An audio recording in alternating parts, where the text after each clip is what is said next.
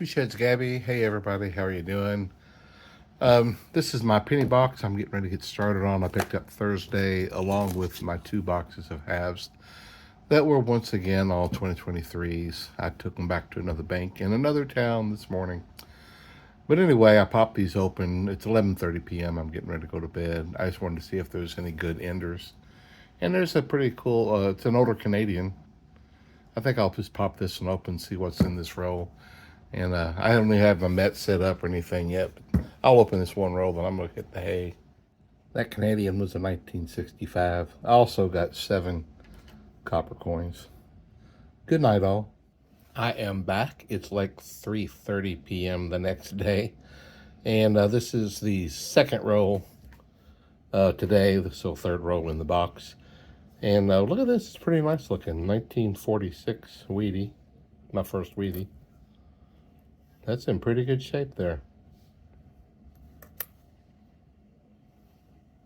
Not bad. It's not perfect, but it's not bad. One Wheatie. So I had a person write to me this week, and I bring it up because this is at least the third person to say this to me. They said that 1983 and older is copper. And I got a kick out of what they said after that. They said everything newer than that is liberal.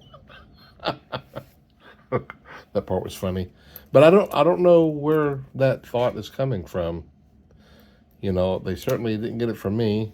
So anyway, I told them the circumstances. And, you know, anybody that doubts that, just weigh them.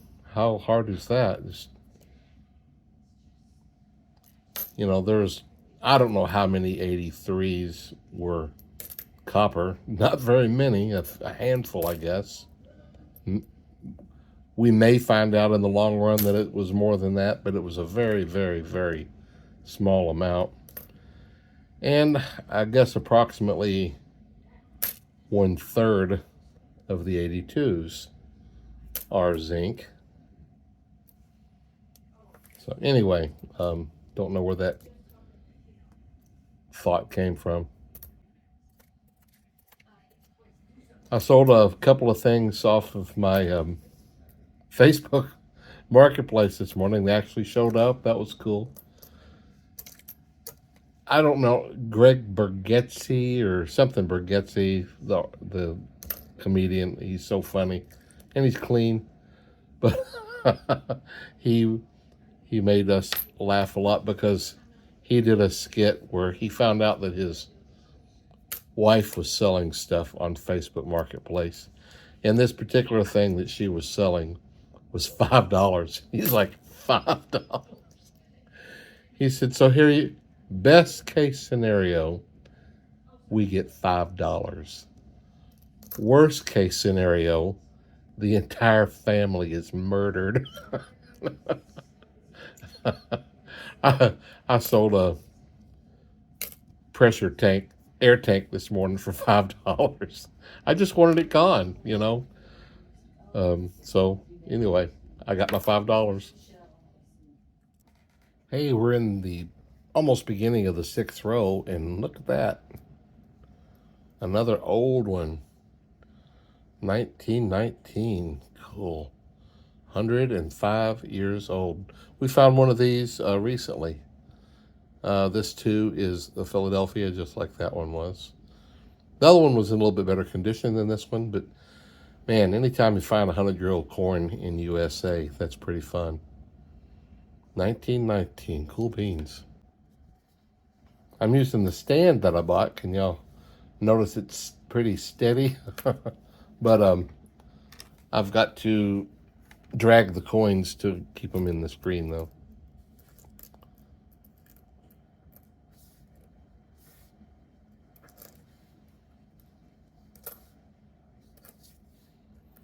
So, I don't know how much I've talked about this. When I moved 3 years ago from Indiana, a little bit over 3 years ago, I thought I was going to be moving way farther south than Kentucky and didn't know what the future held. and a friend of mine asked if he could buy my metal detector, and I hadn't been using it very much, so I said, yeah, I'll sell it to you. It was a Garrett At Pro, which I understand is a good one. I didn't use it as much as I thought I would, so I really never really got good at it.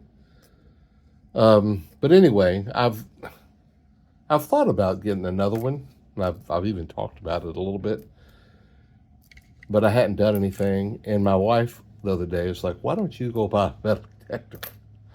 I'm like, you know what? I think I will.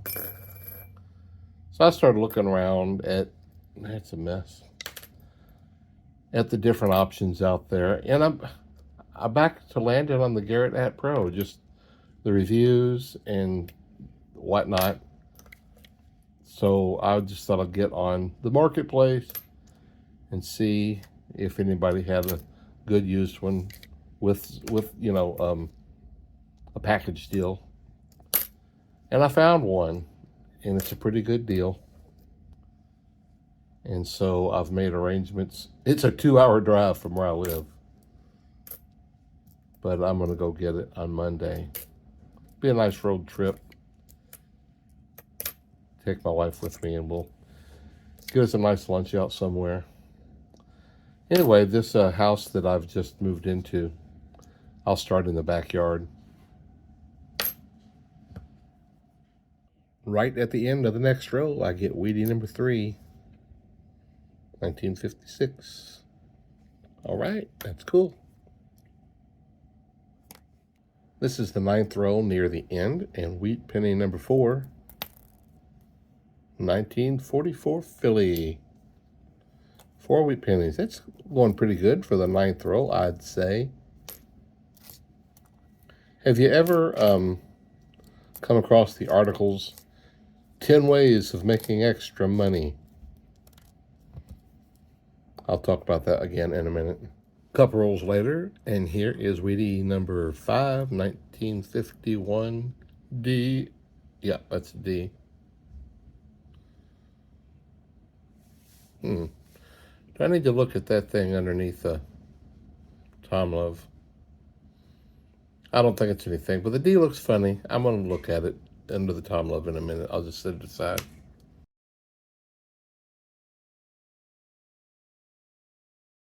So, extra money. I, ever so often, oh, there's 1966 Canadian. It's my second Canadian. Cool beans. All right. I'll see an article that says 10 ideas on how to make extra money. But they're always the same. They're so frustrating. It's change your car insurance. That's not exactly making extra money, even if you do save a little bit. One of them will say, here, go to these people and get a big loan, for, it's like, you got to pay it back. Let these people help you with your debt. It's like that is not what people had in mind when they went to this site, I'll guarantee you. It's frustrating. The internet is frustrating these days. People just put up articles just to fill space and to make a buck. They could care less if they're truthful or anything like that. But, I look at those because I'm always trying to think of a way to make an extra buck. I do okay, but I wish I made a little bit more than I did. We enjoy life. Hey, the very next roll, and here's Wheatie number 6. 1944 S. Nice. Well, that's neat. Wheatie number 6. I have a business idea. Let me back up. My son bought several years ago. He don't have it anymore. Oh, no way. Hold on, folks. King George. We got us a King George. Oh, yeah. Love finding these. 1949. Oh yeah, that is cool. We got us a 105-year-old U.S. penny and got us a King George Canadian. That is so cool. Yeah, boy. It's already a successful box. Anyway, he had this 7-unit apartment complex. And just dealing with tenants, I helped him. Me and my wife helped him for a few years. And it was just a nightmare getting people to pay. And then when they don't pay, trying to get them out and forcing them out. You can't just go in there and kick them out. Oh, it was not pleasant at all. And so I hear all this about making all this money in real estate. And it's like, I don't think I'm interested. But here in the next wheat penny I find, I'll tell you my idea. This is the 19th row, and here's weeding number 7, guys. That's pretty neat. 1949D. Nice.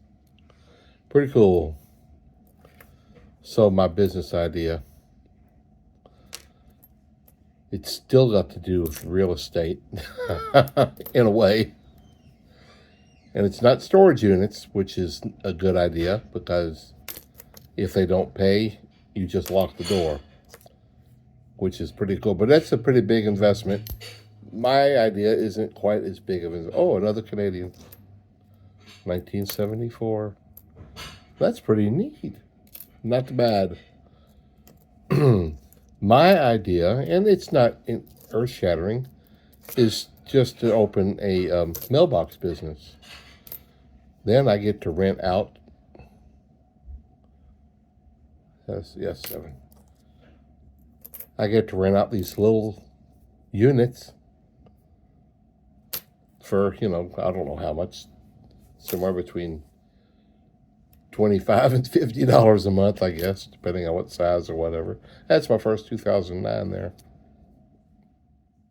This is the 22nd row, and here is Wheatie number 8, 1955. I put my light in a little bit different position. I don't think I like it, but we'll see. Wheatie number 8, and not even quite halfway through the box yet.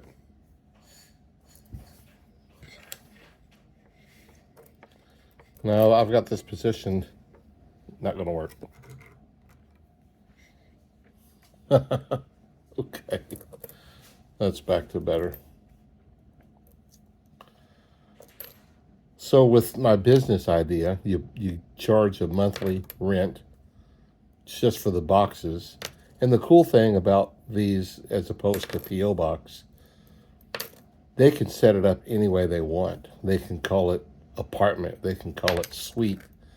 They can call it anything. It just has to have that number. It can have, 123 A Street, Unit 5.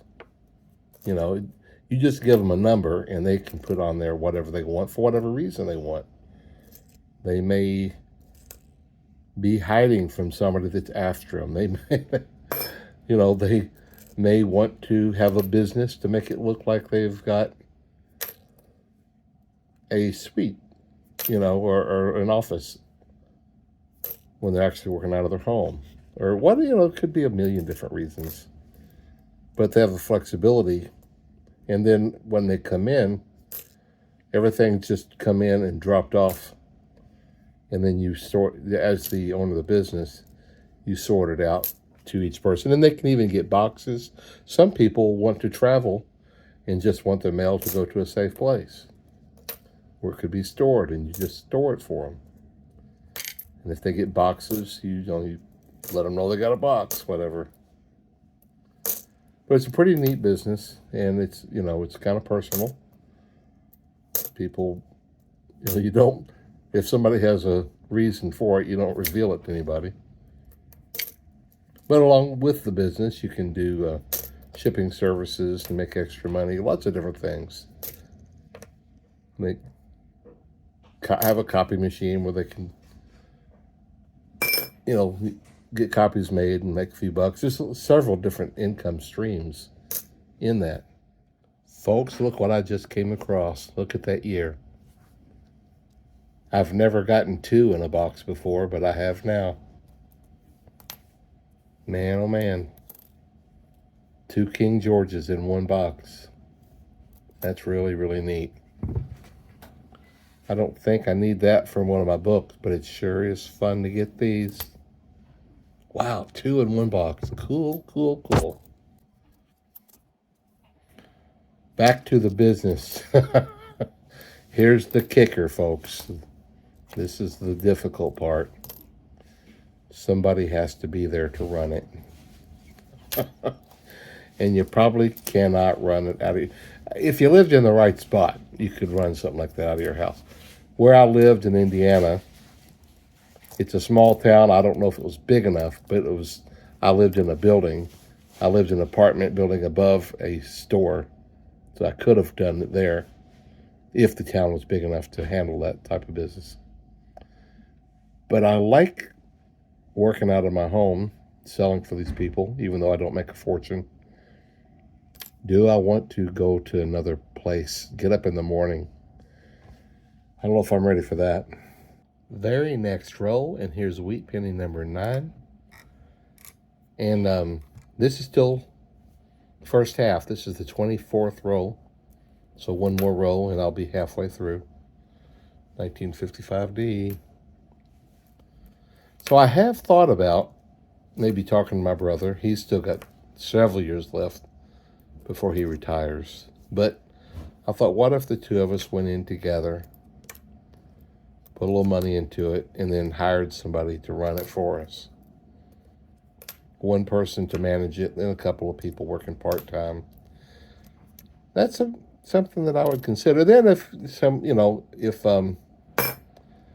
you had a situation where you didn't have anybody to cover it, I could do that. I'd be happy to step in for a week while the manager wants to take a vacation or something like that.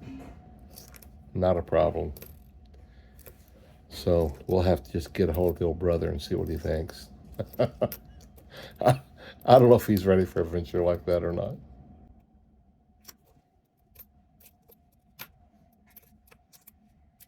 He considered buying a storage unit one time.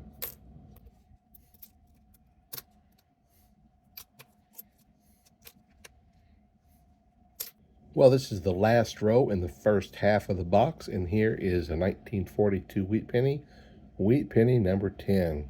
Wow. That's pretty cool. I don't have to get another one, and I already have my 10 in the first half. That's really neat.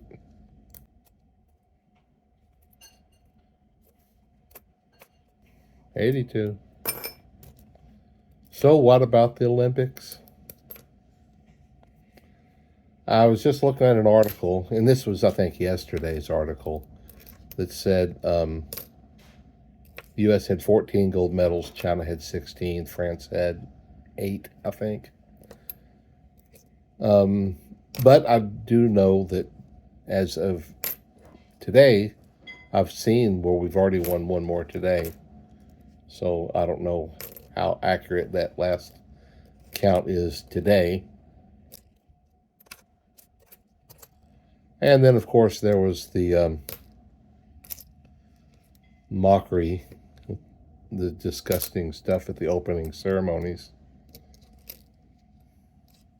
mocking Christianity. A person that let me get to another row. I think this is the 8th row in the second half, and I come to a 1983 12-sided Canadian, 98% copper. Anyway, this presentation at the opening, and it was clearly making fun of Christianity, the Last Supper.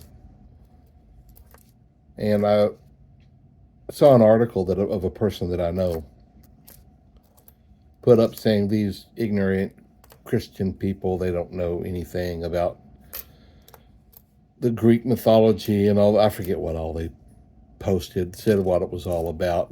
It has nothing to do with Christianity, blah, blah, blah. And so I posted, it's like, well, it's interesting that the Olympic board just posted an official apology to the Christian and Catholic community for this display. And this person wrote back real fast saying, you better do a fact check. So I told them where I got the article, and the communication just came to a stop. How about that? Right at the end of the 10th row in the second half, I come to another Canadian. 1964. Nice. Oh, look at there. 1944. That's a wheat penny, number 11. You know what? This is the 10th row, and in my first wheat penny in the second half. I probably won't get 20, but everything over 10 is a bonus, though. That's cool. Right about the end of the 12th row, and I get another Canadian copper, 12-sided. 1985. Several Canadian. Oh, I have also found two non-copper ones. And I found another 2009 to make two of those. Here's another Canadian. There are now 8 rows to go left in the box. So far it doesn't look like I'm going to get near the wheat pennies that I did the first half, but that's okay.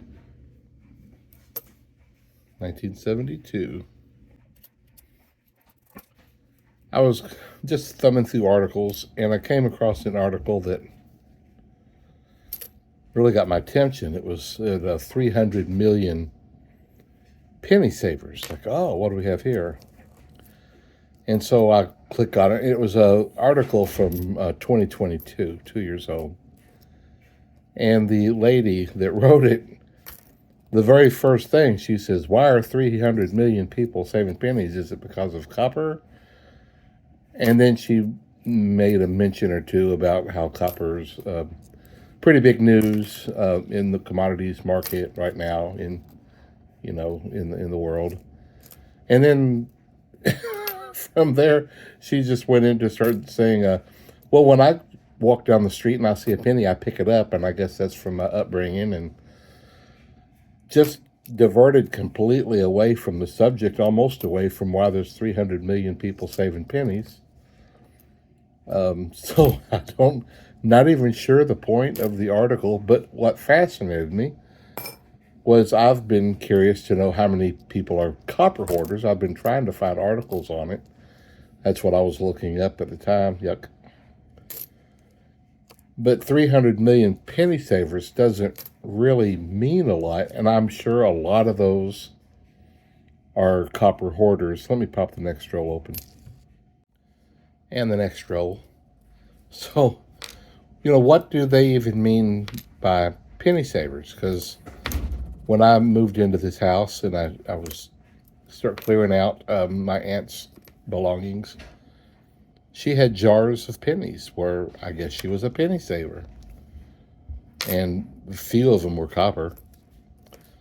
My cousin, who I am in charge of his estate, I found he had lots and lots of medicine bottles full of pennies. So I guess he was a penny saver. But again, there was not much copper, just pennies he'd gotten in change, and he didn't want to spend them, so he saved them. Is that what they mean by penny savers? So there's lots and lots of penny savers who care nothing about the copper. They just stick their pennies away. So I was very interested in that number, and the number is intriguing, 300 million. I wish I knew where they came up with that number. It fascinates me. But I don't think that is a very accurate picture, 82, of penny hoarders. And that's what I'm really looking for. I have looked and looked and looked for articles, and I'm just not finding, and I guess there hasn't been enough research for there to be a determination of just how many copper hoarders, penny hoarding copper copper penny hoarders there are in America. And that should include Canada, because there's a lot of copper hoarders in Canada, which is also part of North America. So 300 million penny savers. That's a lot. That is a lot of pennies. You know, the two that I referenced, my aunt and my cousin, you know, there were hundreds, I would say, not thousands of pennies that they saved.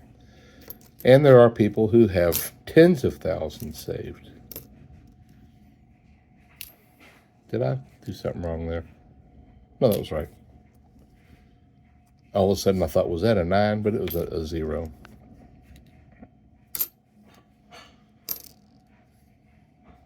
So what do I conclude from it all? I'm not sure. I was a little bit disappointed in the article, but that's a place to start. 300 million penny savers.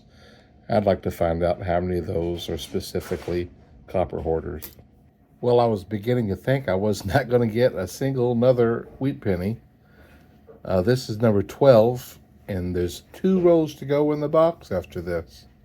I got 10 wheats in the first half, and now this is 2 in the second half, and there's 2 rows to go. But it's still 12 in the box, which is not a bad thing. They just all happen to come in the first half for the most part. So I talked earlier about how the internet is so deceitful and people will just say anything. And then I got to thinking about this article that I was talking about. And I think that it's another article that's just full of malarkey. It says there's 300 million penny savers. That would have to include every woman that's got a few pennies down in their purse, and the guy that's got 3 or 4 pennies in his top desk drawer, you know, because there's only 333 million people in the United States, and there's just under 39 million people in Canada. And so that would mean that 3/4 of all people in North America, not including Mexico, are penny savers. And I just don't believe that. Other than just happen to have a penny laying around, I don't constitute that as a penny saver. So the search is still on. 300 million penny savers. I think I'll make that my title.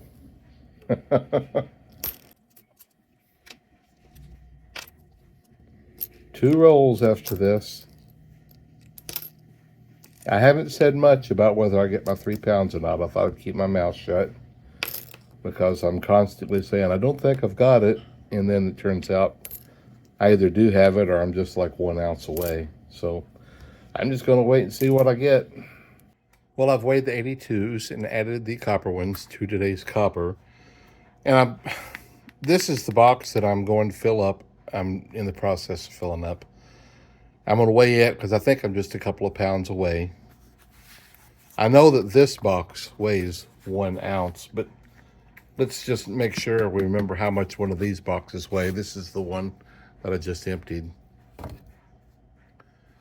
So it weighs about 2.5 ounces. So just wanted to remember how much that was. Now let's see how much we've got in this one.